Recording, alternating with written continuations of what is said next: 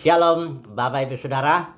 Renungan kita pagi hari ini masih terus menyambung tema besar kita, bahwa rencana Bapa itu menegakkan kerajaan anaknya di muka bumi ini agar dijalankan juga oleh manusia. Tapi manusia itu harus dibentuk ya, menjadi serupa segambar dengan dia, agar dapat menjalankan kerajaannya. Untuk apa? Untuk menaklukkan segala sesuatu di bumi ini yang merayap di bumi, yaitu kerajaan setan, kerajaan kegelapan ya.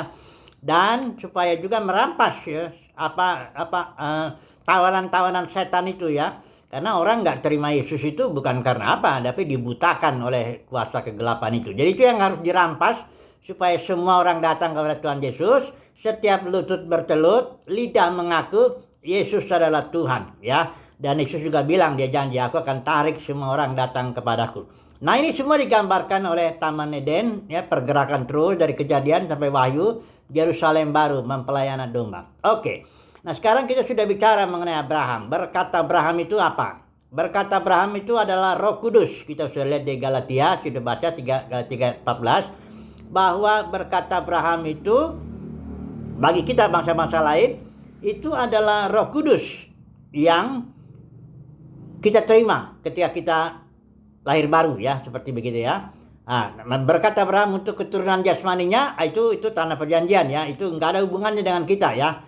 Itu hanya simbol, karena kita tahu ya, ingat ya, Abraham itu dipanggil dari Ur Kasdim, keluar dari pecahan kerajaan Nimrod untuk membangun kerajaan di tanah Israel, tanah perjanjian, yaitu kerajaan Israel, kerajaan Daud, sebagai simbol daripada kerajaan Mesias. Kerajaan Mesias inilah realitanya.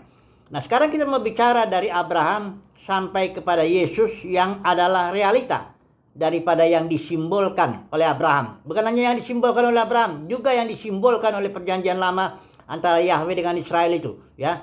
Nah, kalau kita lihat dalam Kolose 2 ayat 17 itu ringkasnya itu ya. Segala sesuatu, Kolose 2:17 itu simbol segala sesuatu yang peraturan-peraturan Taurat ini ya, perjanjian lama itu kan bersifat lambang, simbol dan nubuat. Itu penggenapannya atau realitanya itu, wujudnya itu adalah Kristus di dalam batin kita. Oleh saudara lihat dari kitab Kolose, Kristus itu adalah hayat kita. Coba dulu saya baca dulu sebentar di sini ya, Kolose ya. Kolose 1 ayat yang ke-27. Saya pakai TLT ya. Bagian bawah itu, Kristus yang ada di dalam kamu selaku pengharapan kemuliaan. Kristus di dalam kita yang adalah hayat kita. Nah, kalau kita lihat di sini ayat Kolose 3:4, manakala Kristus hidup kita atau hayat kita, ada joy istilah Yunaninya, di dalam batin kita ya. Nah, kalau lihat kita Lukas 17, kita akan melihat itu ya, bahwa di situ ada istilah Yunani entos, seharusnya di dalam. Sesungguhnya kerajaan sorga ada di dalam kamu. Jadi the kingdom of Christ is within you, di dalam kita ya. Nah, jadi itulah realitanya. Segala sesuatu yang di luar itu, peraturan-peraturan agamawi, yang peraturan Yudaisme itu semua dibikin ada 400 berapa itu ya, dibikin peraturan sama para rabi itu semuanya hanya simbol, aturan-aturan jasmani ya, yang sementara saja. Realitanya di dalam batin, yaitu hayat Kristus, Kristus dalam batin. Itulah dia realitanya. Itu makanya orang yang percaya Yesus, ibadahnya sudah bukan ibadah dalam simbol, tapi ibadah di dalam realita. Ibadah dalam roh dan kebenaran. Kebenaran itu realita ya, apa adanya. Ibadah dalam roh, bukan luaran-luaran. Artinya ibadah yang mengikuti pimpinan Kristus dalam batin. Kemana saja Kristus mau memimpin kita. Mau ke kiri kek hari Minggu, mau ke kanan kek, tidak ada aturan-aturan apapun.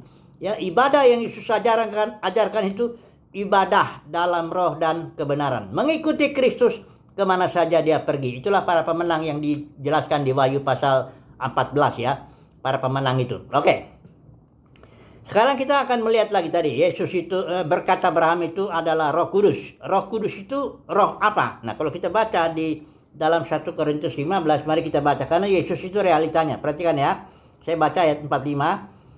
Demikian pula telah tertulis, manusia Adam yang pertama telah menjadi jiwa yang hidup, living soul. Ini Adam atau yang diciptakan pertama, manusia pertama itu.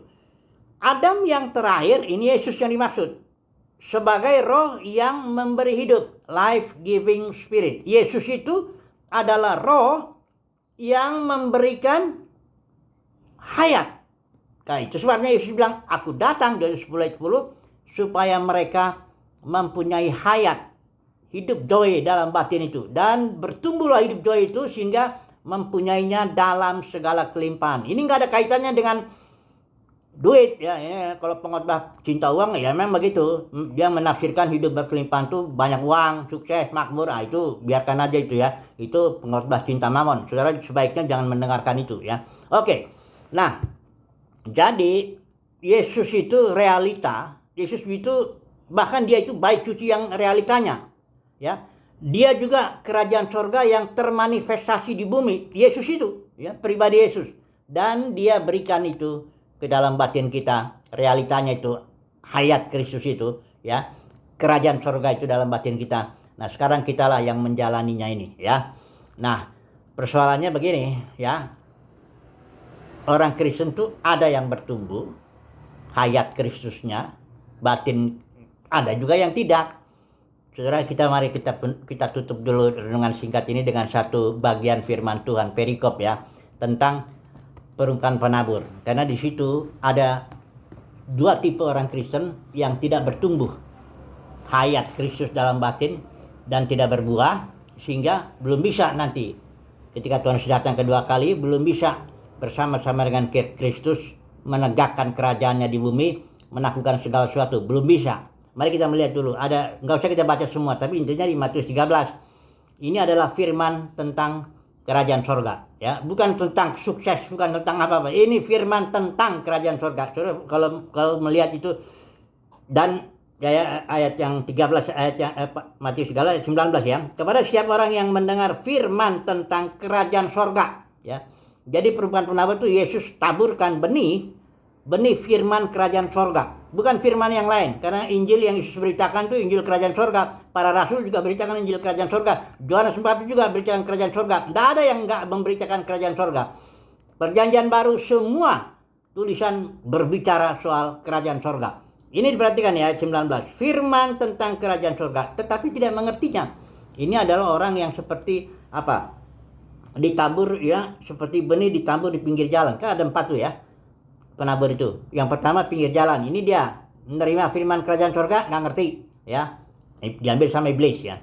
Yang kedua, taburkan kerajaan sorga, firman kerajaan sorga, ngerti dia menerima ini, tapi dia nggak berakar. Ini tanah yang berbatu ya, nggak berakar. Setelah itu layu ketika datang pencobaan. Yang ketiga ini ya, ini firman kerajaan sorga jatuh di semak duri, dia bertumbuh juga, karena dikatakan di sini dia menerima firman itu, tapi karena ini ada kekhawatiran duniawi dan tipu daya kekayaan. Ini orang Kristen semuanya yang dua ini ya. Karena dia sudah terima firman benihnya itu, sudah ada masuk hidup joy, hidup Kristus dalam batinnya. Dia sudah lahir baru. Cuma ini tanahnya berbatu. Dia tuh enggak berakar ya. Ngerti, yo amin, tapi enggak berakar. Ya, ini akhirnya begitu datang pencobaan, penganiayaan, karena firman kerajaan sorga ini pasti mendatangkan aniaya. Paulus juga bilang, barang siapa yang mau hidup beribadah dalam Kristus, dia akan mengalami aniaya. Nah, ketika itu dia nggak tahan ya. Tapi yang ini, tanah yang ini bersemak duri, ini orang Kristen juga. Karena dia menerima firman, masuk dia terima. Tapi dalam pertumbuhannya, ketekan dia sama semak durinya. Apa itu? Ketekan sama apa? Kekhawatiran dunia dan tipu daya kekayaan ya. Oke. Yang ketiga, yang keempat inilah baru yang firman yang ditabur tanah yang baik. Dia mendengar firman, ayat 23 ya. Terus mengerti. Ya, jadi dengar mesti mengerti. Nah, barulah berbuah. Persoalannya mendengar firman kerajaan surga dan mengerti, itu kasih karunia. Saya bacakan ayat 11 ini. Jawab Yesus, kepadamu diberi karunia untuk mengetahui rahasia atau misteri kerajaan surga, tetapi kepada mereka tidak. Ini keputusan Tuhan sendiri. Semoga saudara dan saya mendapat kasih karunia untuk mendengar firman kerajaan surga dan mengerti. Baru kita bisa berbuah. Kalau hanya mendengar, terima, itu bisa jadi kayak tanah berbatu, nggak berakar. Nah, nanti juga hilang ya. Disapu oleh, apalagi dunia kekristenan ini banyak firman-firman yang bukan Injil kerajaan. Itu malah firman yang aneh-aneh ya, berkeliaran di sana sini ya. Ya, itulah, bisa bagaimana mau bertumbuh? Enggak. Tapi orang yang mendapat kasih karunia mengetahui misteri kerajaan surga, ini dia yang berbuah, ya. Nanti kepada kedatangan Tuhan yang kedua, biasa disebut begitu, barulah kita yang mendengar firman kerajaan surga dan mengerti. Dan yang ada buahnya. Buahnya tergantung, bisa 30 kali lipat, bisa 60 kali lipat, bisa 100 kali lipat. Itu semua kasih karunia. Yang penting berbuah, itu intinya. Ya. Kalau sudah berbuah, nah jangan juga ngomong langsung, oh buahnya jiwa yang bertobat, oh buahnya itu membuat karunia-karunia, mengusir setan demi nama Tuhan, buat mujizat. Bukan. Di Matius 7 ayat 21 dan 3 itu ada orang-orang Kristen tuh yang berteriak, oh Tuhan, aku sudah berbuat demi namamu, melakukan banyak mujizat demi namamu, menyembuhkan orang mengusir setan demi namamu. Dia bilang, aku nggak kenal kamu. Jadi buah itu biarkanlah Tuhan sendiri yang menilai kita ini berbuah atau enggak, ya.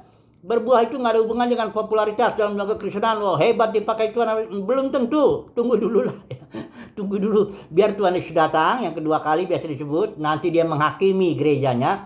Dia akan menentukan yang mana yang berbuah, yang tidak. Tapi kita tahu dari firman Tuhan, yang berbuah adalah yang mendapat kasih karunia untuk mendengar firman kerajaan dan diberi pemahaman untuk mengerti, mengetahui. Sekali lagi lah kesimpulannya jadi bagaimana? Ya, semoga saudara dan saya mendapatkan kasih karunia untuk mendengar firman kerajaan. Jaga telinganya, jangan dengar-dengar yang firman tentang para motivator tuh. Biasanya kalau ngomong, kamu bisa, kamu hebat, kamu bisa sukses. Para pendeta juga banyak yang ngomong kayak gitu tuh. Jangan dengar itu. Ya, semoga telinga kita mendengar firman kerajaan dan memahami, mendapat kasih karunia untuk paham. Barulah nanti kita berbuah. Dan ketika Tuhan sudah datang yang kedua kali, kita akan diikut sertakan untuk tampil di muka bumi ini dengan tubuh kemuliaan. Untuk apa? Membawa kerajaan surga di muka bumi, menaklukkan segala sesuatu sehingga bumi ini bergerak menuju bumi baru dan langit baru. Haleluya. Amin.